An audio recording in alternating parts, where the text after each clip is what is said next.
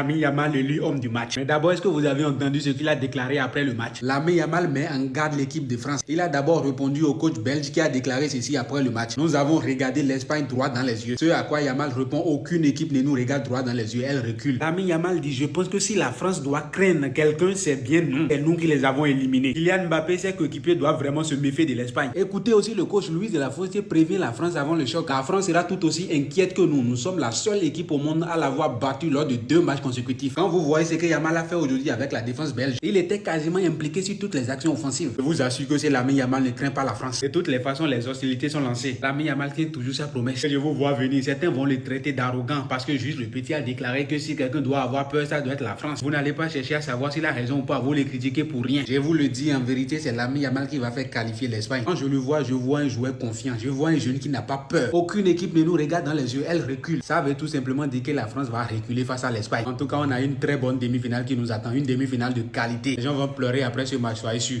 Ça y est, nous y est. Le match que tout le monde attendait. Le match du siècle. Les 2 meilleures équipes du monde qui s'affrontent pour une finale de Coupe du Monde.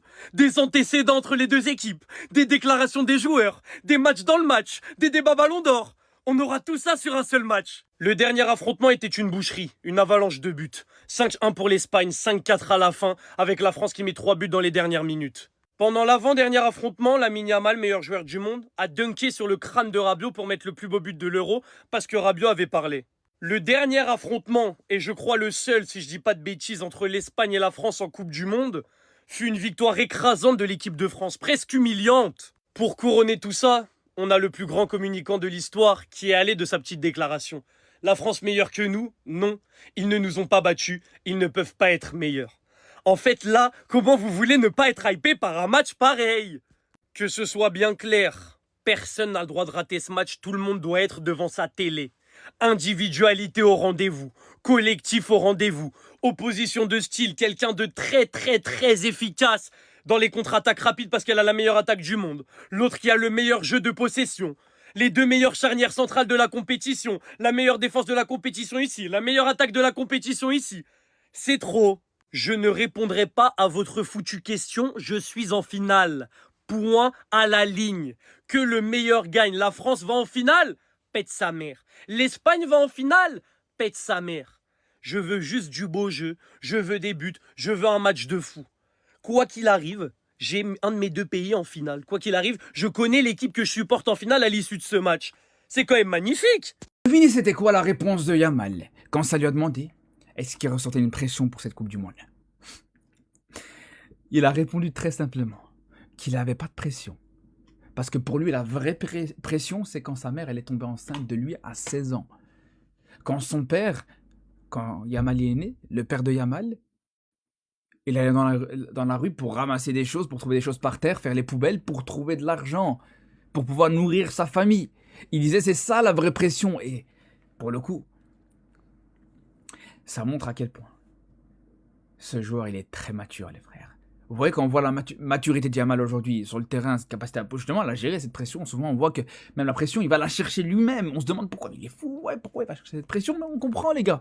Quand on voit par quoi il est passé, ce qu'il a vécu, ce que ses parents ont vécu, tu m'étonnes que pour lui, un match de foot, c'est absolument aucune pression qu'il peut ressentir. Et en général, ce genre de joueurs qui passent par ce genre de choses, c'est ceux qui sont le plus dangereux, les gars. Amund, tu nous as tués! Comment tu captes pas la balle? Comment tu captes pas cette putain de balle? Le joueur espagnol il fait une frappe de merde, même si tu la captes pas, tu peux l'envoyer à droite, tu peux l'envoyer à gauche, tu peux l'envoyer n'importe où. Et lui il l'envoie où? Dans l'axe, juste dans les pieds de Mikel Merino, le diable en personne. Ce mec à chaque fois qu'il rentre, il marque, c'est une dinguerie. Amund, t'as gâché ma vie, 15 minutes de jeu, il avait qu'un truc à faire, une seule frappe qu'il a subi, une seule frappe, et il n'est pas capable de bien l'arrêter. Alors oui, il est rentré dans une situation compliquée. Oui, rentrer 15 minutes de jeu face à l'Espagne alors que c'est 1-1, c'est pas facile. Mais au bout d'un moment, c'était une frappe de merde. N'importe quel gardien aurait fait mieux sur cette frappe. Vraiment, tout était mieux que la renvoyer là, dans l'axe, dans les pieds de Mikel Merino. Et sortir sur ça à la 88e minute, franchement, ça fout la haine. Si seulement cet homme n'était pas sorti sur blessure, jamais on aurait concédé ce but, jamais. Surtout que le premier but qu'on concède, c'était également un but de merde sur le deuxième ballon. Surtout que la défense a été solide tout le match. Franchement, on faisait un match de patron. Alors oui, dans l'ensemble, l'Espagne était meilleure. L'Espagne ne mérite pas de sortir aujourd'hui. Mais nous, sortir sur ça, sur 2 buts de merde et surtout le deuxième but qui ne doit jamais arriver. La Munch ne doit jamais lâcher ce ballon dans l'axe. Ça fout trop le démon, je suis dégoûté. Les Espagnols, vous êtes vite fait, hein. Félicitations pour votre qualification en demi-finale, mais je vous le dis, vous êtes vite fait.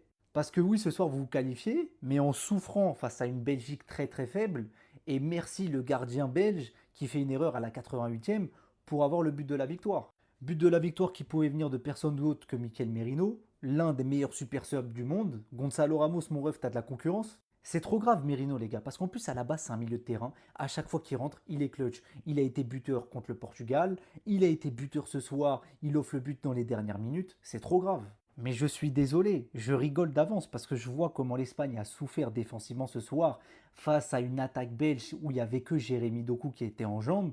Là, face à Dembélé, Mbappé, Olysée et tu rajoutes même Désiré Doué, mes frères espagnols, force à vous, vous allez souffrir, vous êtes morts. Je veux quand même aussi souligner la perf et le but de mon frère Fabian qui a été préféré à Pedri et ça s'est avéré être un choix payant ce soir. Comme d'habitude, les joueurs du PSG, quand la télé elle est allumée, quand ça devient chaud, ça répond présent pour la plupart. On l'a vu hier avec Dembélé Doué et on le voit ce soir avec Fabian. Mais très clairement, voilà, le tournant du match ce soir, c'est la blessure de Thibaut Courtois qui sort, qui se fait remplacer par Lamens. Lamens, premier arrêt qu'il doit faire, il bicrave, but de Merino, derrière c'est terminé. En tout cas, les Espagnols, reposez-vous bien parce que mardi on va vous faire votre fête.